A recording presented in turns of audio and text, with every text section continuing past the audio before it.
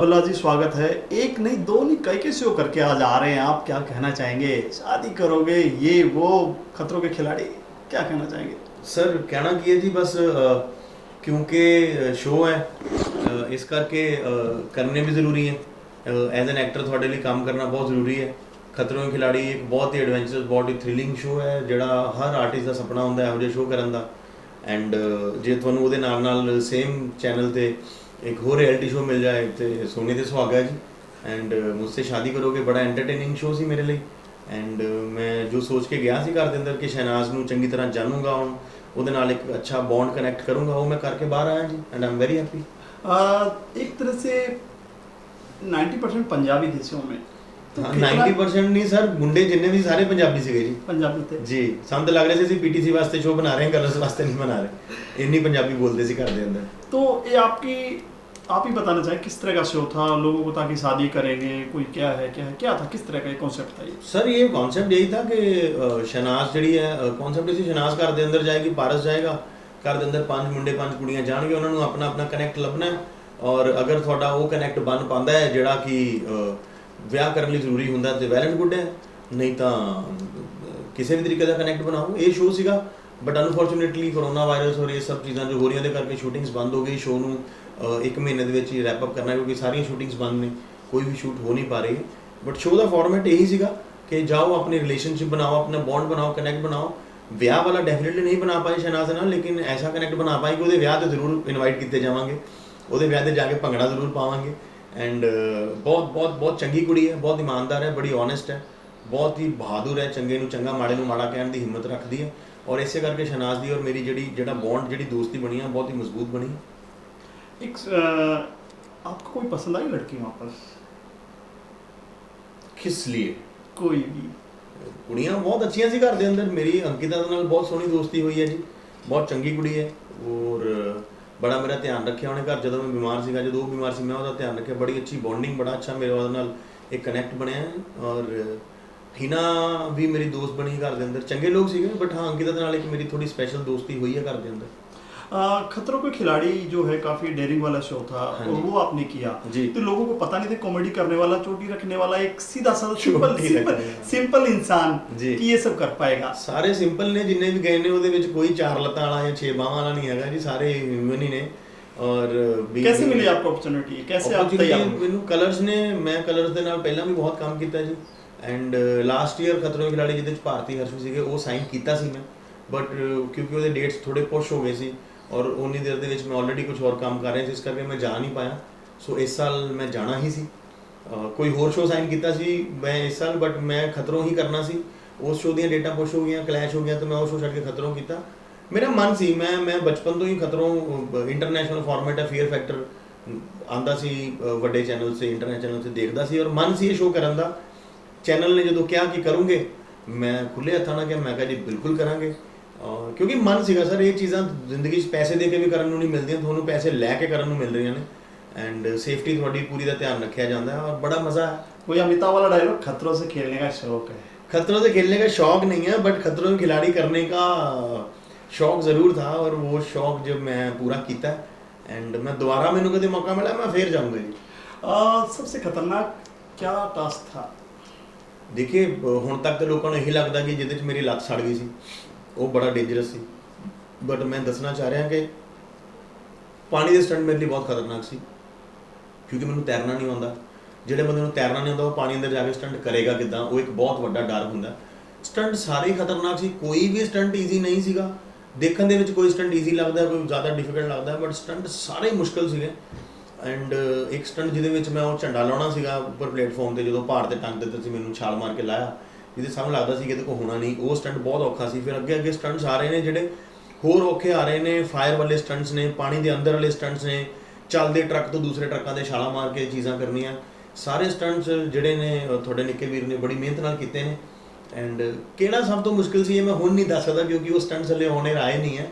But हाँ जो आ जाओगे मैं डेफिनेटली तुहानूं दसूंगा कि आह स्टंट जिहड़ा शो दे सब तो मुश्किल स्टंट चो एक सी।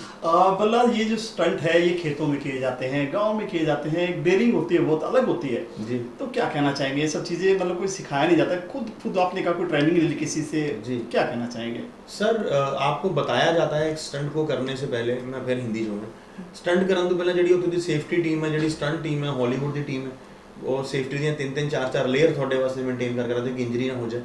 ਤੁਹਾਨੂੰ ਬਿਲਕੁਲ ਇੱਕ ਸੇਫਟੀ ਬਰੀਫਿੰਗ ਦਿੱਤੀ ਜਾਂਦੀ ਹੈ, ਤੁਹਾਨੂੰ ਉਹ ਬਰੀਫਿੰਗ ਕੰਨ ਖੋਲ੍ਹ ਕੇ ਸੁਣਨੀ ਪੈਂਦੀ। ਉਹ ਤੁਹਾਨੂੰ ਦੱਸਦੇ ਆ ਕਿ ਕਿਹੜੀਆਂ ਚੀਜ਼ਾਂ ਕਰਨੀਆਂ, ਕਿੱਦਾਂ ਕਰਨੀਆਂ, ਕੀ ਨਹੀਂ ਕਰਨਾ। ਜੇ ਤੁਸੀਂ ਉਹ ਕੰਨ ਖੋਲ੍ਹ ਕੇ ਸੁਣਦੇ ਹੋ, ਉਸ ਤੋਂ ਬਾਅਦ ਤੁਹਾਡੀ ਆਪਣੀ ਹਿੰਮਤ ਹੈ, ਤੁਹਾਡੀ ਆਪਣੀ ਮਿਹਨਤ ਹੈ, ਉਹ ਤੁਹਾਨੂੰ ਤਰੀਕਾ ਦੱਸਦੇ ਆ, ਸਹੀ ਤਰੀਕਾ ਕੀ ਹੈ ਉਹ ਤੁਹਾਨੂੰ ਦੱਸਦੇ ਆ, ਕੀ ਨਹੀਂ ਕਰਨਾ ਉਹ ਤੁਹਾਨੂੰ ਇਹ ਦੱਸਦੇ ਆ ਕਿ ਕਿੰਨੇ ਟਾਈਮ ਦੇ ਵਿੱਚ ਤੁਹਾਨੂੰ ਕਰਨਾ ਪੈਣਾ, ਸਭ ਚੀਜ਼ਾਂ ਦੱਸਦੇ ਆ। ਬਾਕੀ ਉਹਨੂੰ ਕਰਨਾ ਤਾਂ ਸਰ ਟੋਟਲ ਤੁਹਾਡਾ ਦੀ ਟ੍ਰੇਨਿੰਗ ਨਹੀਂ ਹੁੰਦੀ। ਇਹੀ ਤਾਂ ਮਜ਼ਾ ਹੈ ਕਿ ਤੁਸੀਂ ਟ੍ਰੇਨਿੰਗ ਨਹੀਂ ਕੀਤੀ ਬਟ ਫਿਰ ਵੀ ਤੁਸੀਂ ਸਟੰਟ ਕਰਨ ਚਲੇ ਗਏ ਹੋ। ਇਸੇ ਗੱਲ ਦਾ ਤਾਂ ਮਜ਼ਾ ਹੈ ਔਰ ਇਸੇ ਗੱਲ ਕਰਕੇ ਲੋਕ ਇਸ ਨੂੰ ਇੰਨਾ ਪਸੰਦ ਕਰਦੇ ਨੇ। बोला जी आप कहाँ से बिलोंग करते हैं? ਮੈਂ ਜਲੰਧਰ ਤੋਂ ਬਿਲੋਂਗ ਕਰਦਾ ਜੀ। ਮੈਂ ਜੰਮਿਆ ਪਲਿਆ ਵੀ ਜਲੰਧਰ 'ਚ ਹੀ ਹਾਂ ਔਰ ਮੈਂ ਆਪਣੀ ਜਿਹੜੀ ਮੇਰੀ ਮੁੱਢਲੀ ਸਿੱਖਿਆ ਸਕੂਲ ਕਾਲਜ ਸਾਰੇ ਉੱਥੋਂ ਹੀ ਪਾਸ ਆਊਟ ਹੈ ਜੀ। ਥੀਏਟਰ ਕਰਨਾ ਸ਼ੁਰੂ ਕੀਤਾ ਸੀ ਉੱਥੋਂ ਹੀ ਸੇਂਟ ਜੋਸਫ ਕਾਲਜ, ਉਸ ਤੋਂ ਬਾਅਦ APJ college of fine arts move ਕਰ ਗਏ। ਥੀਏਟਰ ਕਰਦੇ ਫਿਰ ਜਰਨੀ ਜਿਹੜੀ ਹੌਲੀ ਅੱਗੇ ਵਧਦੀ ਗਈ।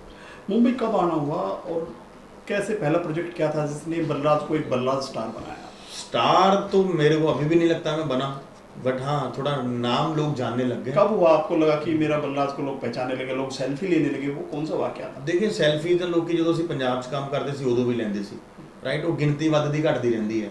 2008 ਦੇ ਵਿੱਚ ਮੈਂ ਲਾਫਟ ਚੈਲੰਜ ਕਰਨ ਆਇਆ ਸੀ ਔਰ ਦੂਸਰੇ ਰਾਊਂਡ ਦੇ ਵਿੱਚ ਹੀ ਮੈਂ ਬਾਹਰ ਹੋ ਗਿਆ ਸੀ। ਫਿਰ ਉਸ ਤੋਂ ਬਾਅਦ 2011 ਜਦੋਂ ਮੈਂ ਕਾਮੇਡੀ ਦਾ ਮਹਾ ਮੁਕਾਬਲਾ ਸਟਾਰ ਤੇ ਕਰਨ ਆਇਆ ਸੀ, ਉਹ ਜਿੱਤਿਆ। ਉਸ ਤੋਂ ਬਾਅਦ ਕਾਫੀ ਪਬਲਿਸਿਟੀ ਮਿਲੀ ਬਟ ਫਿਰ ਇੱਕਦਮ ਕੰਮ ਨਹੀਂ ਹੋਇਆ। ਫਿਰ 2 ਸਾਲ ਵਿਹਲੇ ਰਹੇ। ਫਿਰ ਕਾਮੇਡੀ ਸਰਕਸ ਆਇਆ, ਉਹ ਕੀਤਾ, ਕਾਮੇਡੀ ਬਚਾਓ ਕੀਤਾ, ਕਾਮੇਡੀ ਕਲਾਸਿਸ ਕੀਤਾ।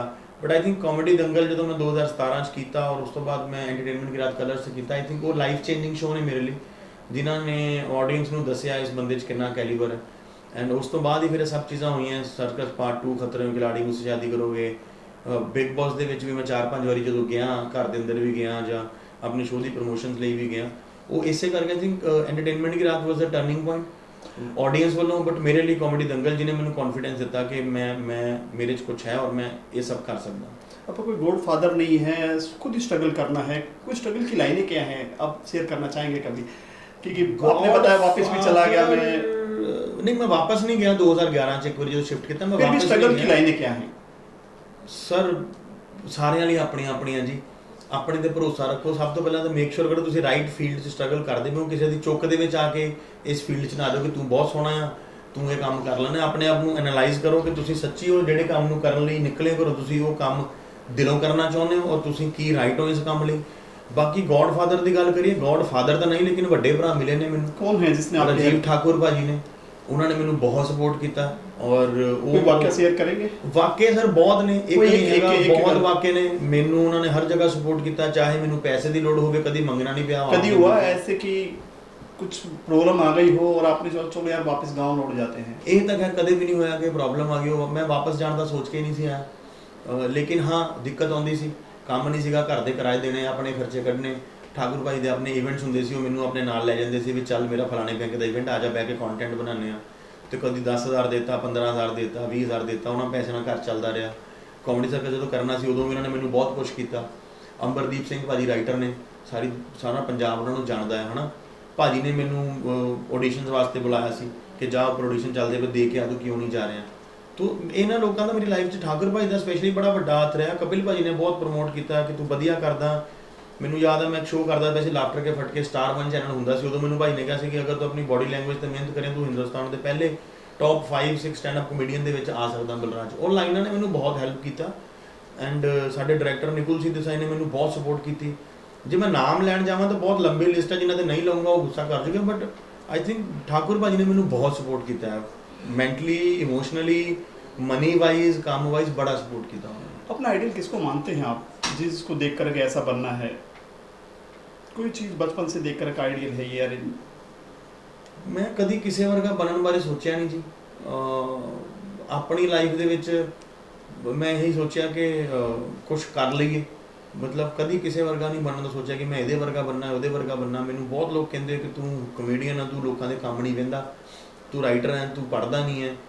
मैं किसी वर्गा बनना चाहता नहीं।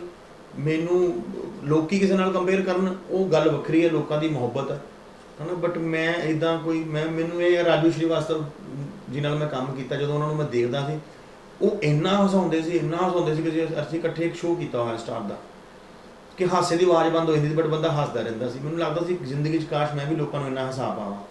ਤਾਂ ਡੈਫੀਨੇਟਲੀ ਰਾਜੂ ਸਰ ਵਰਗਾ ਮੈਂ ਉਦੋਂ ਸੋਚਦਾ ਸੀ ਮੈਂ ਬਣਾ। ਬਾਕੀ ਮੇਰੇ ਫੇਵਰੇਟ ਸਟੈਂਡ ਅਪ ਕਮੇਡੀਅਨ ਨੇ। ਮੈਂ ਆਪਣੀ ਜ਼ਿੰਦਗੀ ਦਾ ਸਭ ਤੋਂ ਪਹਿਲਾ ਔਰ ਵੱਡਾ ਸ਼ੋਅ ਉਹਨਾਂ ਦੇ ਨਾਲ ਕੀਤਾ ਸੀ।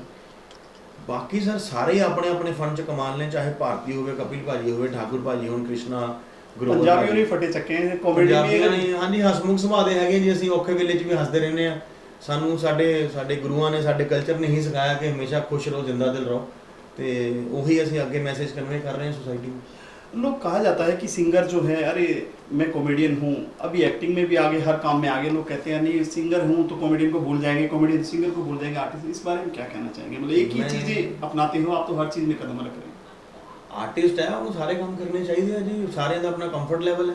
ਮੈਂ ਜੋ ਕੰਮ ਕਰਦੇ ਹੋਏ ਕੰਫਰਟੇਬਲ ਫੀਲ ਕਰਦਾ ਮੈਂ ਉਹ ਕਰੂੰਗਾ।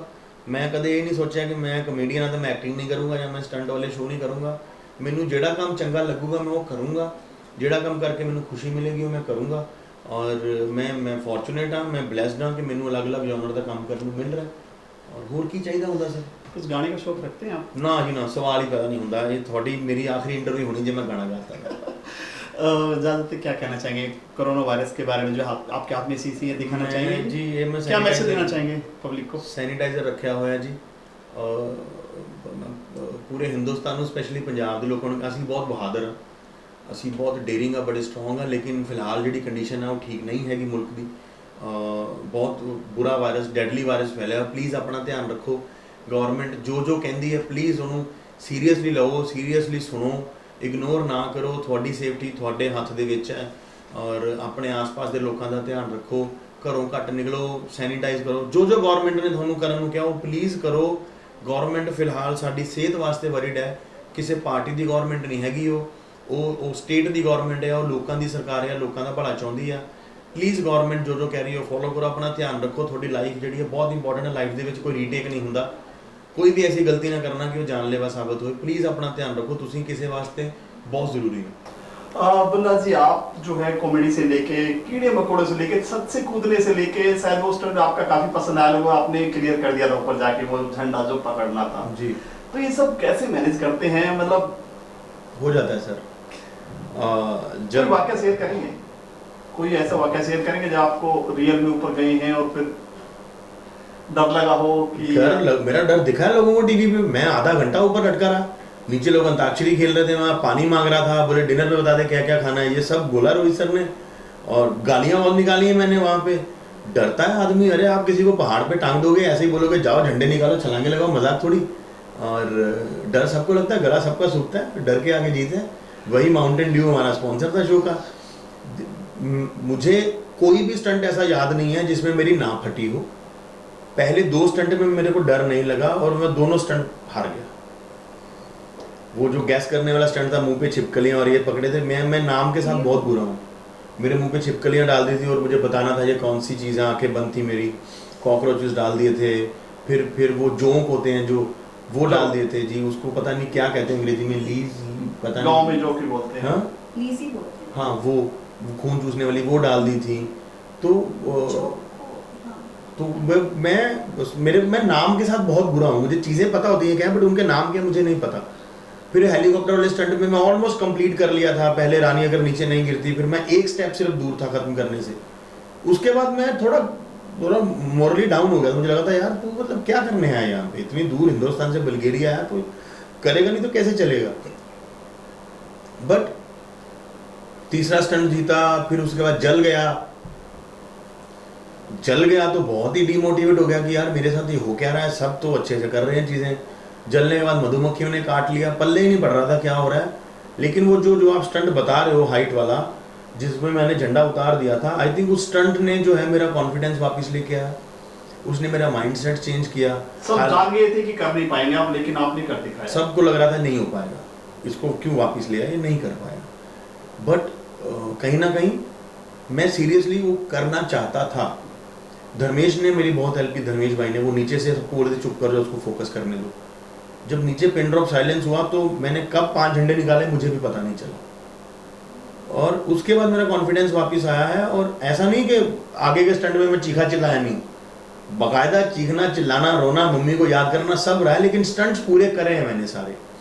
मैंने किसी भी स्टंट में अबॉर्ट नहीं किया, मैंने सारे स्टंट पूरे करे और बस यही है। आखिर रात तक आते आते तो मैं जिस रंग में चला गया था, लोग देख के हैरान थे कि ये वही बलराज है जो हेलीकॉप्टर से गिरा था, जो रोता था, आज ये यहाँ तक ये पहुँच गया। तो रोहित सर ने बोला कि यार तेरी जर्नी देख के I am really impressed. Punjabi शेर ने फटे चक दिए। पंजाबी शेर की तो उधर खुद लगी हुई थी, पंजाबी शेर खुद लग रहा था कि शिकार होने वाला है पंजाबी शेर का। तो बट हाँ, कहीं ना कहीं अच्छा किया है। बचपन की कोई ऐसी वाकया शेयर करेंगे जो डर हो, काफी छिपकली देख के लोग डर जाते हैं? अभी भी लगता है आपके रूम में छिपकली आ जाए, आप लाइट जगा के सोते हो? मैं तो घर से बाहर निकल गई थी। और अगर आपको छिपकली दिख जाए और उसके बाद आपको वो ना दिखे, और ज्यादा डर लगता है कि कहाँ गई है। आज भी ऐसा होता है सर, घर के अंदर चूहा किचन में घूम रहा हो, आप नहीं पकड़ सकते जैसे हम खतरों की खिलाड़ी में पकड़ते थे। रोहित शेट्टी के साथ काम करना बहुत टेढ़ी खीर तो नहीं कह सकते हैं, बट बहुत ही मुश्किल रहता है, क्योंकि हर चीज वो पहले खुद करके दिखाते हैं, फिर इजीली सामने वाले को बोलते हैं आप करो। तो आपका कैसा एक्सपीरियंस रहा? आई थिंक ये बहुत इजी काम है।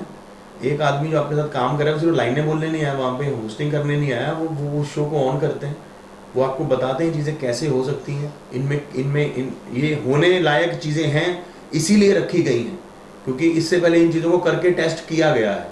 ऐसा नहीं है कि ये इम्पॉसिबल चीज़ें हैं, आप कर सकते हो, you just have to go beyond your limits जो आप सोचते हो। मुझे बड़ा मज़ा आया, मुझे उन्होंने बहुत मोटिवेट किया।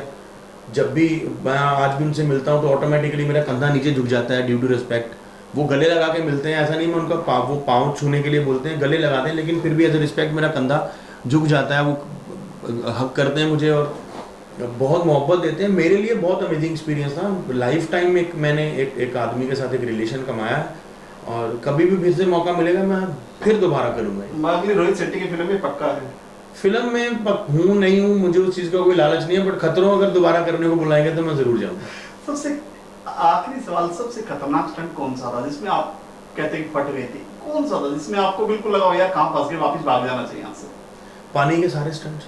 तैरना नहीं आता, तैरना ही नहीं आता। अंडर वाटर स्टंट्स आप कैसे करोगे?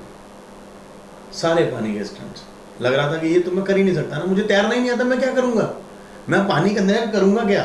तो पानी के सारे स्टंट्स बट हो गए समहाउ। उन्होंने कुछ किया, कुछ पूरे हुए, कुछ नहीं हुए, बट कोई भी ऐसा स्टंट नहीं था जो इजी था। ट्रस्ट मी, सब स्टंट को देख के फट जाती थी। चाहे वो मुंह से सांप उठाना हो, चाहे वो बॉडी पे आग लगा के भागना हो, आगे आएंगे वो सारे स्टंट, चाहे चॉपर से पानी में कूदना हो, सब मुश्किल स्टंट्स। थैंक यू सर हमसे बात करने के लिए। Thank you sir, thank you so much. Thank you. Thank you.